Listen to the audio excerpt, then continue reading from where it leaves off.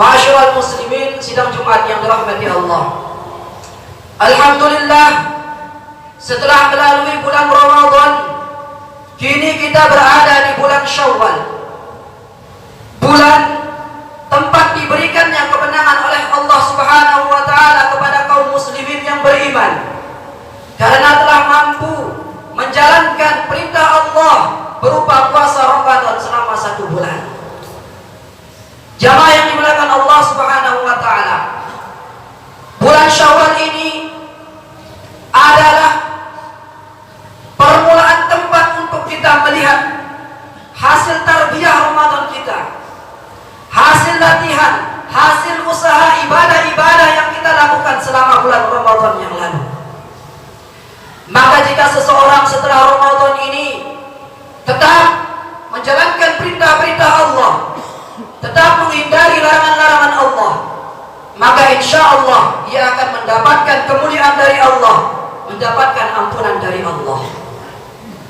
Tapi jika sebaliknya, jika di bulan Ramadan dan di luar bulan Ramadan ia tetap tidak mau memperbaiki diri, ia tetap tidak peduli dengan perintah-perintah Allah dan larangan-larangan Allah, maka orang semacam inilah yang akan mendapatkan kerugian dari Allah.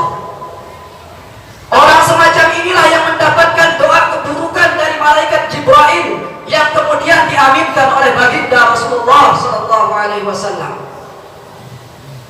Sebagaimana yang diceritakan dalam satu hadis, tatkala Rasulullah sallallahu alaihi wasallam menaiki tangga mimbar beliau, lantas beliau tiba-tiba mengucapkan amin sebanyak 3 kali. Para sahabat pun keheranan mendengar beliau. Lantas para sahabat bertanya, "Wahai baginda Rasul, hari ini kami mendengarkan, kami melihat engkau melakukan hal yang tidak biasa." Maka beliau sallallahu alaihi wasallam bersabda, "Sesungguhnya tatkala aku menaiki mimbar ini, malaikat Jibril datang menghampiriku. Seraya berkata, seraya mendoakan, Raqima ankum ri'in adrakahu Ramadan falam yughfar lahu." Salah satu doa malaikat Jibril adalah, celakalah bagi orang yang mendapatkan bulan Ramadan tetapi dosa-dosanya tidak diampuni. Kenapa? Para ulama mengatakan bahwa karena ia telah menyia-nyiakan bulan Ramadan. Ia mendapatkan bulan Ramadan tetapi ia tidak berpuasa pada bulan Ramadan. Maka inilah orang-orang yang didoakan kecelakaan oleh malaikat Jibril alaihissalam. Ma'asyiral muslimin rahimakumullah.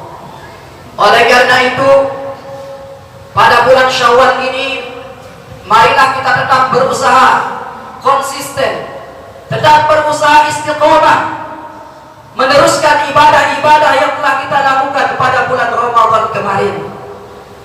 Karena pada hakikatnya hadirin yang dimuliakan Allah, seorang muslim, baik di bulan Ramadan maupun di luar bulan Ramadan, akan tetap mengupayakan ibadah-ibadahnya, akan tetap mengupayakan ketaatan-ketaatan kepada Allah Subhanahu wa taala sampai kematian mendatanginya.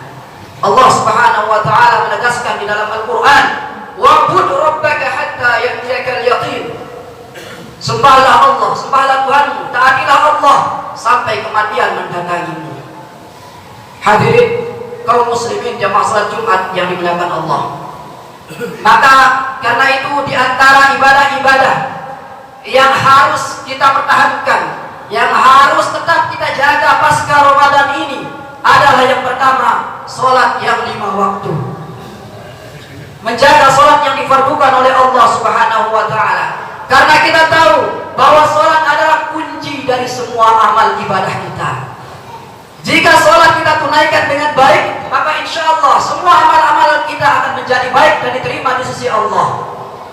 Namun jika sholat kita lalaikan, kita tinggalkan tanpa alasan yang jelas, maka bagaimanapun banyaknya ibadah kita, bagaimanapun banyaknya amal kita, itu tidak akan bernilai di sisi Allah Subhanahu wa taala. Lebih keras Rasulullah sallallahu alaihi wasallam mengingatkan, "Al-'ahdul ladzi bainana wa bainal kufri tarkus shalah."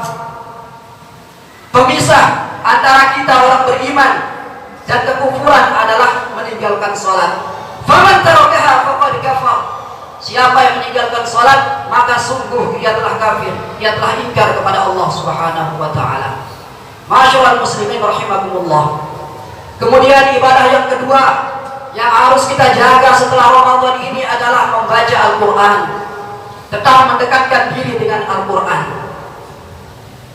Imam Nawawi rahimahullah taala menjelaskan di dalam kitab beliau Al-Azkar bahwa zikir yang paling afdal, zikir yang paling utama, zikir yang paling dicintai oleh Allah Subhanahu wa taala adalah qiraatul Qur'an, membaca Al-Qur'an.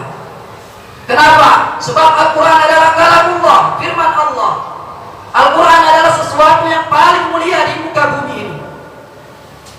Maka dengan membaca Al-Qur'an, Allah Subhanahu wa taala menjanjikan di setiap satu hurufnya Allah akan balas dengan 10 kebaikan.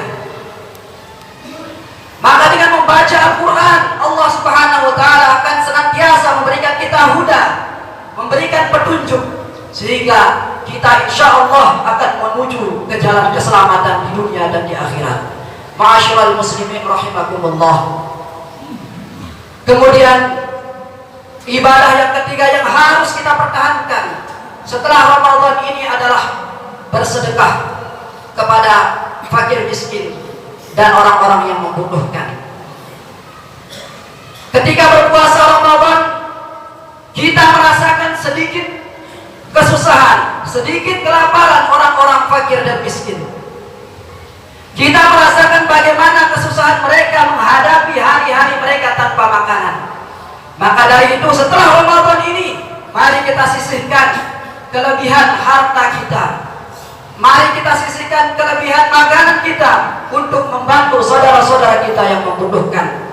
Dengan begitu kita berharap kepada Allah, semoga Allah memberikan keridhaannya, semoga Allah menghindarkan kita dari api neraka. Sebagaimana yang dijelaskan oleh Rasulullah, ittaqun nar wattaqun nar walau bisyikki tamratin.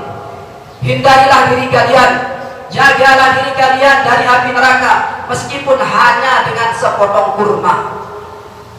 Para ulama menjelaskan hadal hadis yadullu ala anna sadaqah tunji minan nar wa in qallat. Bahwa sedekah itu akan menyelamatkan pemberi sedekah tersebut dari api neraka meskipun sedekah itu sedikit, apalagi jumlahnya banyak. Masyaallah muslimin rahimakumullah. Terakhir, mudah-mudahan Allah Subhanahu wa taala senantiasa menganugerahkan kita kesehatan, senantiasa melimpahkan kita taufik dan hidayahnya agar kita tetap berusaha, tetap bisa istiqamah untuk ketaatan kepada Allah dan Rasulnya. Barakallahu li wa lakum bil Qur'anil Karim wa nafa'ani wa iyyakum bima fihi minal ayati wa dzikril hakim wa taqabbala minni wa minkum tilawatahu innahu huwal ghafurur rahim. Bismillahirrahmanirrahim. Allahumma